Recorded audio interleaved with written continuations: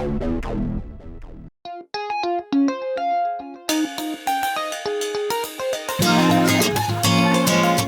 lengkap rasanya ya, jika berkunjung ke suatu daerah hanya ikut serta dalam kegiatan tradisi dan budayanya. Makanya, aku juga mau ikut sama keluarga Mama Mei untuk mengolah daging yang dibagikan kemarin menjadi santapan khas yang biasa dikonsumsi. Menu kali ini daging bale bumbu, campuran dengan rempah-rempah seperti bawang putih, bawang merah, lengkuas, jahe, ketumbar, merica, serai, serta cabai membuat olahan ini terasa lebih enak. Bale bumbu sendiri biasa jadi hidangan saat acara tertentu, tapi bisa juga loh dikonsumsi sehari-hari. Ada yang unik nih teman. Masyarakat di sini memasak masih dengan menggunakan alat tradisional dan dilakukan di dalam sao atau rumah adat. Kita masuk ke dalam sao untuk masak dagingnya. Mari dong.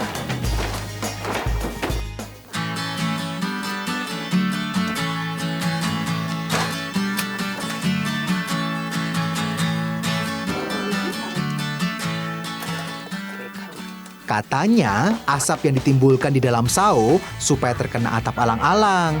Karena menurut kepercayaan, asap bisa membuat alang-alang lebih kuat beserta kayu rumah sao ini.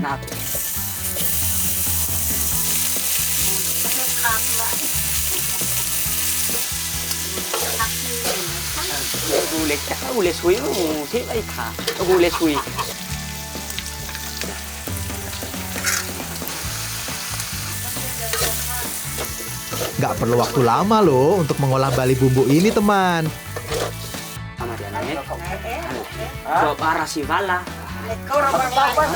Ada satu menu olahan lagi nih. Kita ke tempatnya Om Pole yuk.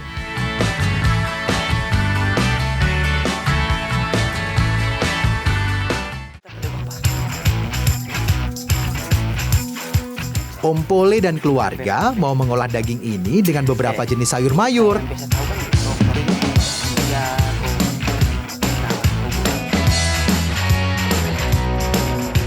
Tidak lupa juga dengan tambahan rempah-rempah tanpa zat kimia apapun.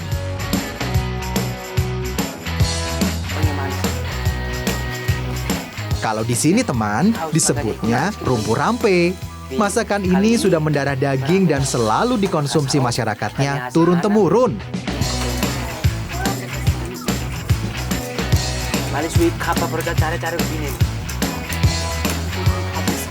Tidak hanya dimakan sehari-hari, sayur rumpu rampe juga dihidangkan saat pesta, bahkan di setiap pertemuan atau acara besar yang dihadiri banyak orang.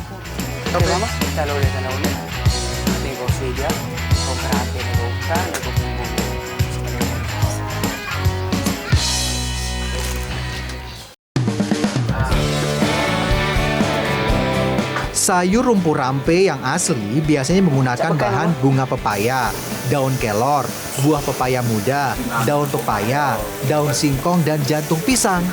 Nah, tapi Om Pole biasa dikombinasikan dengan daging juga, teman. Kira-kira berapa menit?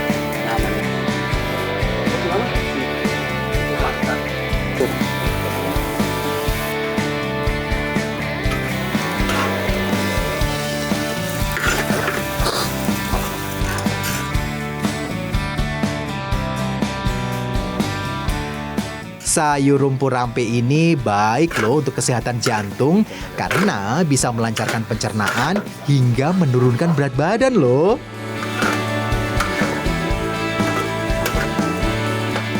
Nah, selesai sudah olahan rumpu rampenya. Supaya lebih terasa, disantapnya bersama-sama saja ya.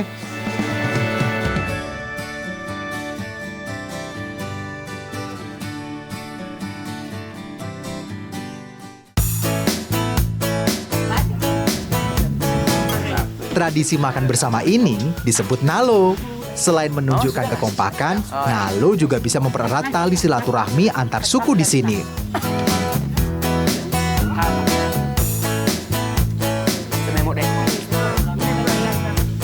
Tidak hanya alam yang patut kita jaga dan lestarikan, tradisi dan budaya di dalamnya juga harus kita promosikan ke mata dunia. karena tradisi tidak akan pernah lekang oleh waktu.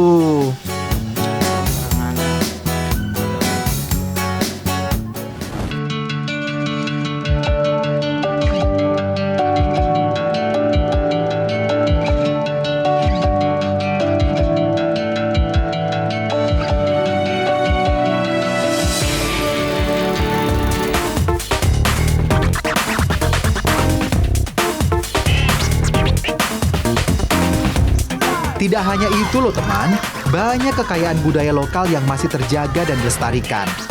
Salah satunya yaitu permainan tradisional. Seperti yang lagi aku dan adik-adik mainkan ini, namanya ogorban atau balap ban. Permainan ini menggunakan ban bekas yang dipukul dengan sebilah batang bambu. Di saat zaman sudah modern dengan perkembangan teknologi, tapi di Ende masih banyak loh yang memainkannya. Kelihatannya sih memang mudah ya teman, tapi ternyata susah-susah gampang ya. Karena harus menyeimbangkan pikiran dan gerakan secara bersamaan. Kalau bannya ini nanti dipukul terlalu keras, bannya bisa menggelinding dengan sangat cepat dan bisa bertubrukan dengan yang lain. Makanya harus hati-hati juga ya teman. Siap! Siap! Ya! Saat finish pun nantinya juga mesti imbang. Tidak boleh ban yang sampai terlebih dahulu atau sebaliknya. Tapi yang seru dalam permainan ini tidak ada menang ataupun kalah. Meski sederhana, permainan ini menyenangkan dalam mengisi waktu luang. Juga tanpa disadari memupuk sikap gotong royong karena dimainkan bersama-sama, menghargai orang lain dan tentu saja lebih kreatif.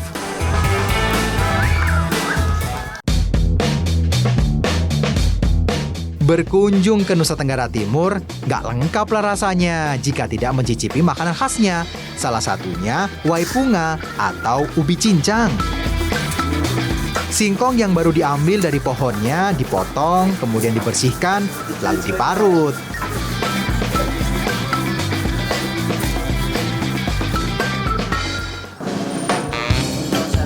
Ubi ditambahkan sedikit air, lalu diperas.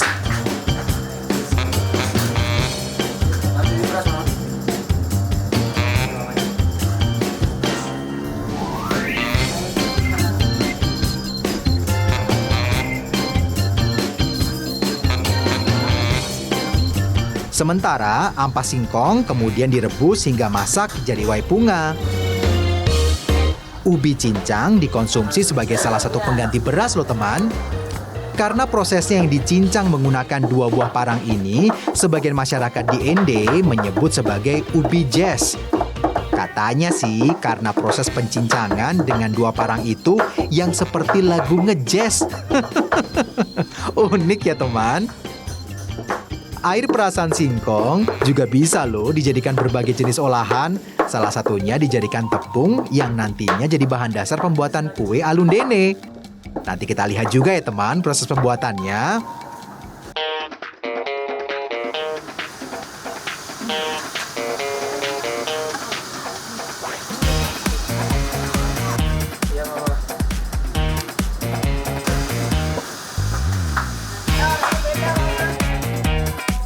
Waipunga biasa disajikan dengan ikan kuah asam atau ikan kuah santan.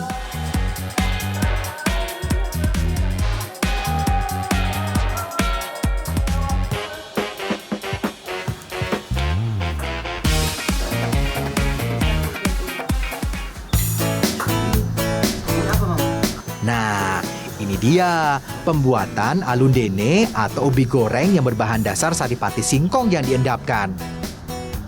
Alu salah satu makanan ringan daerah Ende. Alu lebih terkenal di daerah asli Ende, khususnya di daerah pesisir dan Pulau Ende. Sebelum menjadi alu, air hasil perasan dijemur selama 2-3 hari hingga kering dan padat. Alu dilebur menjadi tepung. Nah, baru deh siap diolah menjadi makanan.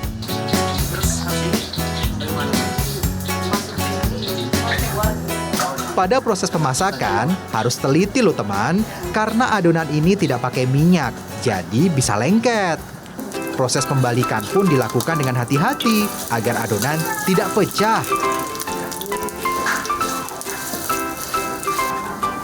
Setelah kecoklatan, alu biasa ditambahkan dengan berbagai isi sesuai selera.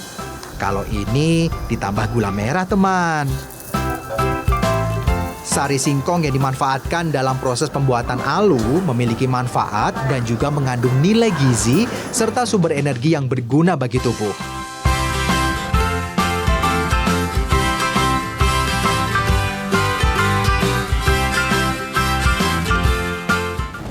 Sekarang kita masak olahan ikan pendamping waipunga saja yuk.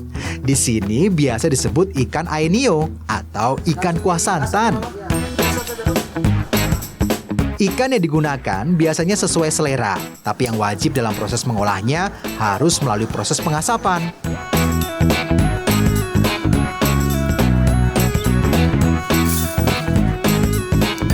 Jadi, ikan dipanggang dahulu dengan kayu bakar atau dari sabut kelapa. Umumnya, para mama di sini sangat paham loh akan masakan khas yang satu ini karena sudah menjadi tradisi warisan nenek moyang.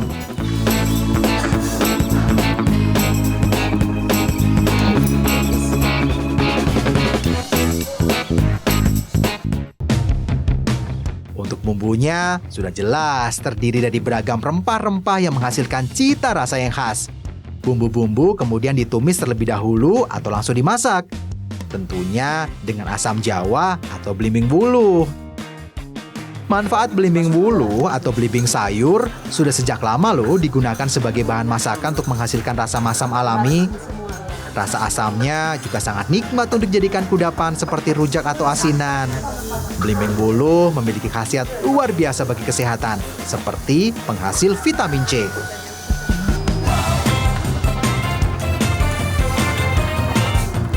Olahan ikan kuah santan disaji untuk makanan sehari-hari. Bisa juga disaji untuk acara keluarga dengan skala besar seperti syukuran atau hajatan keluarga.